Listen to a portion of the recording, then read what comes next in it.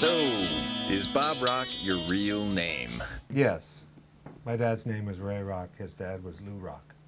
Long line of rocks. I think the worst thing about having a name like Rock is people always ask me how to spell it. It's just too simple. They go like, is that R-O-C-H? And I'm going, no, that's with a K. You've worked with some of the greatest rockers of all time. What is your take on leather pants? New is bad. Baggy is bad. Tight and old is probably good. But you just probably shouldn't wear them at all anymore. What are you looking for when you decide to work with a band or an artist? Really good songs. I'm kind of a song-oriented person. I have to relate to kind of like what they're doing, and there has to be truth and honesty in what they're doing. I mean, back when I was younger, I just did anything that was put in front of me just so I could work, and I think the older you get and the more wise maybe you just choose your projects based on the feeling you get from people.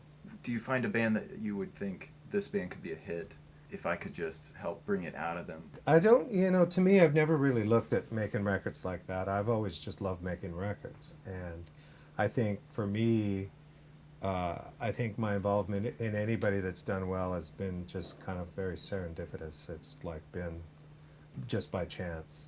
Nothing was planned out. I think there's a lot of people that think there's some sort of planning behind albums, and I've been having meetings with bands for a very long time, and usually what you talk about at a meeting never really happens when you make a record.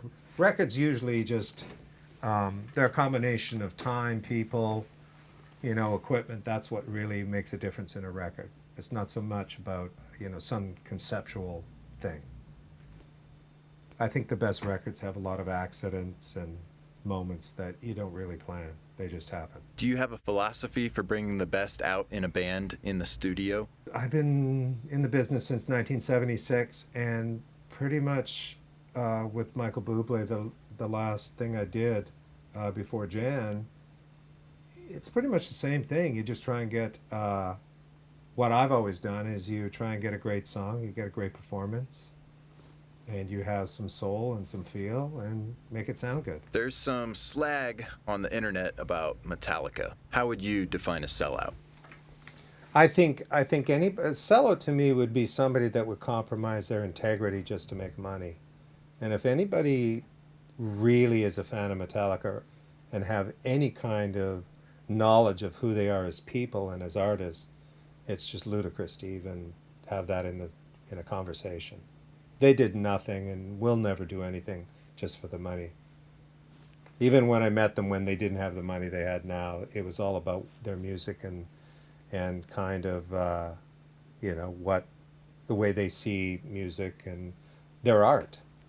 And what my relationship with them has always been about the same thing, which is about the art of songs and making records, and that's what they're going to do. With the industry in flux, do you have any advice for those who would follow in your footsteps?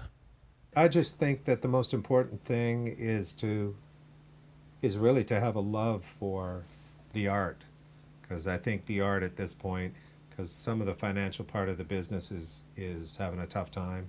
So I think to really be involved in the business, you have to look at what we do in engineering, production, and making records as an art form, and kind of treat it as that. You're an artist, and you just got to be happy doing it. Yeah, but even the passion can't be something that you intellectualize or kind of decide on. You kind of got to have it in you. Most of the people that work like at this studio and the people that I'm involved with, we all just love what we do. So I think even if we didn't get paid, we'd be doing it. So. Do you have a home studio? Yeah, it's a nice place. And Hawaii, when I moved to Hawaii, it was a decision. Well, to move there was tough because I knew I'd be out of kind of the major recording centers, Los Angeles, New York, etc. So I had to drag all my equipment in and kind of build a studio over there where I could work at. So it's a great place, and I love it. I'd rather work there than pretty much anywhere except for maybe here, Brian's studio here. So what do you like about Sterling mics? When I was sent the microphone, I just put it through tests. And what I liked about it is it's kind of microphone very similar to kind of like a European standard microphone that's in every studio. And what I liked about it is it's a microphone that everybody could own. It's priced where anybody could own it, and the quality is far outreaches what you pay for it, and that's what you need. It's very comparable. Like I've been pitched a lot of things in terms of microphones, and most of them sound kind of, they sound okay, but there's no character to it. This has a character to it, and so to me, when I used it on acoustic, piano, voice, and stuff, I would go to it because of the character, and that's very hard to find in any kind of new product, something that actually has a characteristic to it.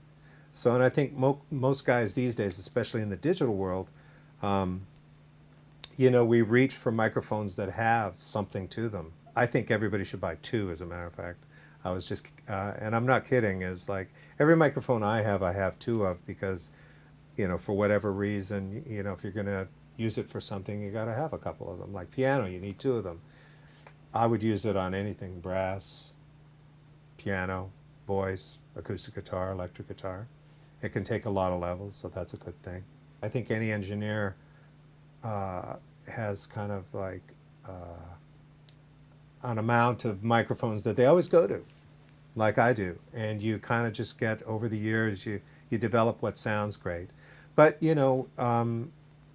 I think classic microphones, the ones that have been around for a while, they kind of earn their place, at least at my studio, and they have to have those things I was talking about, the Sterling mic, some sort of characteristic that makes it, you want to go to it. Basically what I was going to say, especially with a combo amplifier, one thing that I've done for many, many years is I mic actually the back of the amplifier. Here's another wonderful Sterling mic, and what I would do, like for instance for this, to get just a really nice warm, close sound, is I would mic from the back as well. What you do is you flip the phase, either on the back mic or the front mic, because it should be out of phase, as all you guys know, right? And it just really works well. Without adding a whole pile of bottom EQ-wise, you can just get it with the balance between the two microphones. Yeah. So there you go. That's my tip for the day.